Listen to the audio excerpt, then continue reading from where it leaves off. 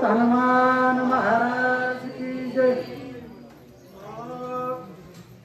श्रीराम श्रीराम सेवा फळ संपूर्ण निर्दळा दे द्वंद्व दारुण ते ज्याचे नव्हे जाण भक्तपण त्या नाही।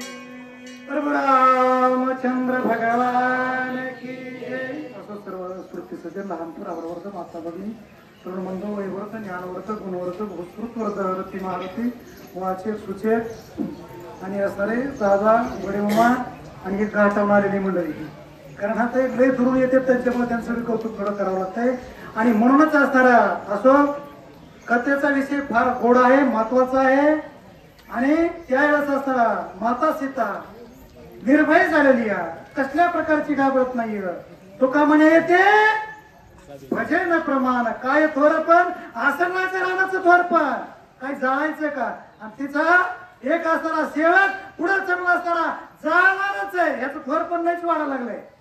जिने जाळायली लंका आणि धन्य धन्य म्हणे तुका हे जाणारच आहे। इथं भजन भजन कुणाचं करते ती रामाचं भजन करते, रामाची भक्ती करते, भक्ती माता सीता आहे। आणि या भक्ती माता सीतेनं सर मनात असं ठरविलंय की असं राजाराव काही म्हणला काही बोलला तर इथे इथे तुका म्हणे येते भजन प्रमाणे मी भजन केलंय, भक्ती केली, भगवंताची केली, म्हणून मी याला भेणार घाबरणार निर्भय मी।